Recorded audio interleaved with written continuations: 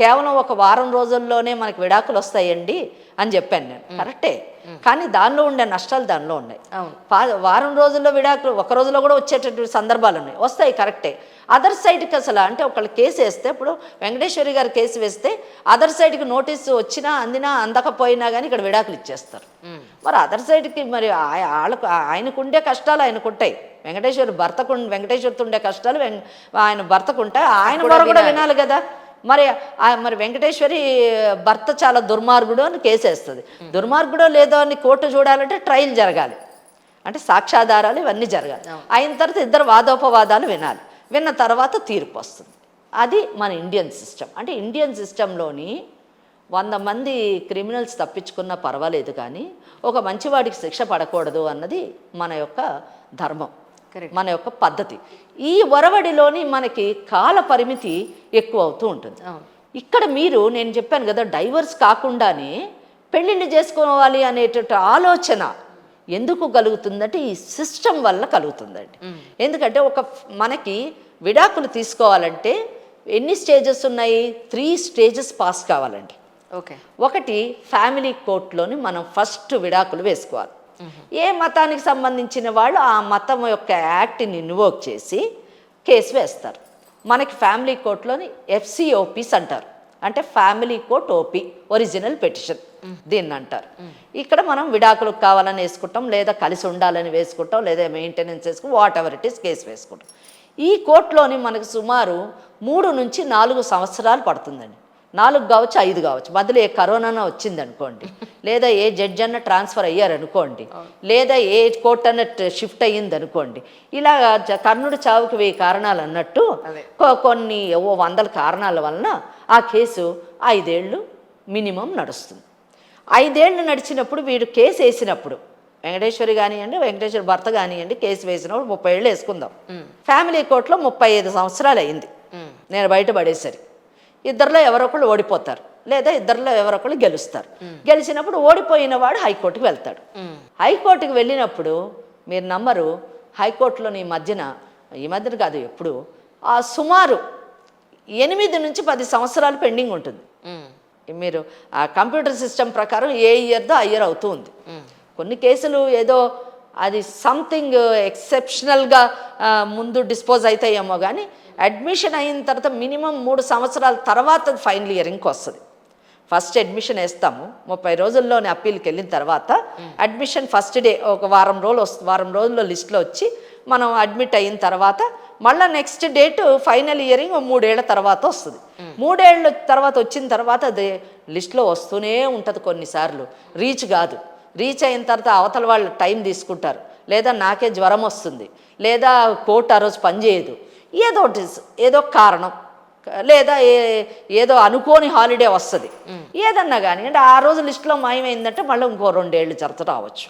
ఇలాగేమైపోతే అక్కడ 8 నుంచి 10 ఏళ్ళు జరుగుతుంది. అంటే నేను ఇక్కడ పనితీరు గురించి మాట్లాడుతున్నాను. మీరు క్వశ్చన్ అడిగిన సందర్భం, నేను ఇది క్లయింట్స్కి అంటే నేను ఇది సమాజానికి చెప్పాలనుకుంటున్నాను. చాలామంది ఏంటంటే ఇది అడ్వకేట్స్ అందరికి కూడా అనుభవంలో ఉన్న విషయమే. 10 ఏళ్ళు అంటే ఏమైందండి, ఇక్కడ 5 ఏళ్ళు, అక్కడ 10 ఏళ్ళు, 15 ఏళ్ళు, 35 ఏళ్ళకి నేను హైకోర్టుకి వెళ్ళాను. ఇప్పుడు నా వయసు 45 ఏళ్ళు వచ్చింది. ఓకే, వెంకటేశ్వర్ అంటే పోనీ వేరే పెళ్లి చేసుకొని నేను ఎలాగో ఉండిపోతానంటది, కానీ వెంకటేశ్వర్ భర్త అనుకోడు కదా. సరే, 45 ఏళ్ళు.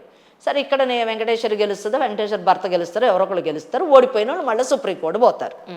మరి సుప్రీంకోర్టులోని ఇమీడియట్గా అడ్మిషన్ రోజునే వాళ్ళేమి ఒక్కటండి, ఇక్కడ సుప్రీంకోర్టులో ఒక్కటి ఉంది, ఏదన్నా సుప్రీంకోర్టులో ఒక్కొక్కసారి ఫస్ట్ డేనే ఇటో అటో తేలిపోతుంది. కానీ సుప్రీంకోర్టులో కూడా మ్యాట్రిమోనియల్ మ్యాటర్స్లోని నోటీస్ ఇవ్వాల్సి ఉంటుంది. నోటీస్ వెళ్ళాలి, రావాలి. పోనీ ఎంత అధమంలో అధమం ఒక 2 ఏళ్ళు వేసుకున్నా కానీ అక్కడ 47, 50 ఏళ్ళు అయిపోయింది. 50 ఏళ్ళకి ఏం చేయాలండి?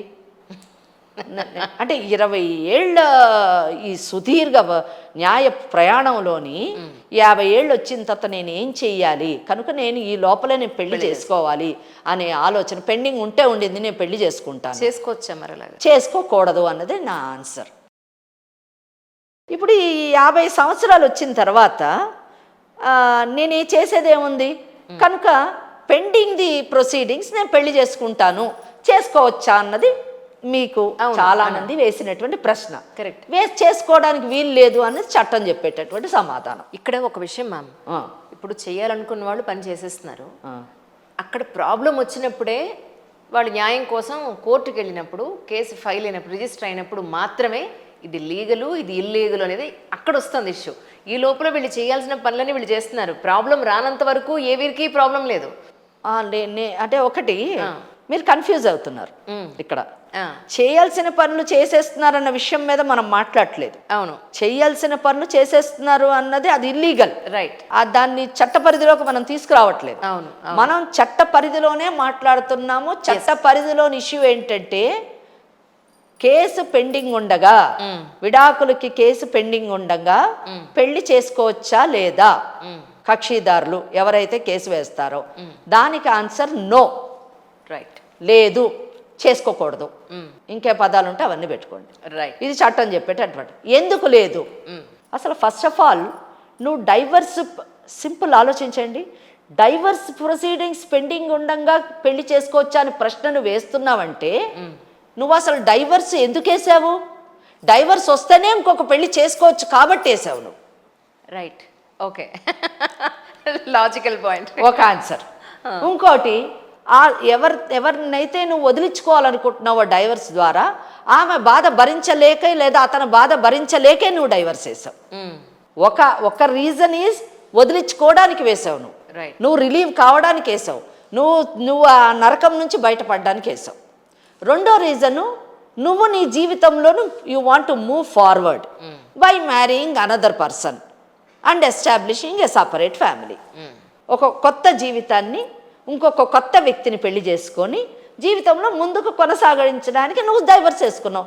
Then how will you marry? ఆ డైవర్స్ డిసైడ్ అవ్వందే.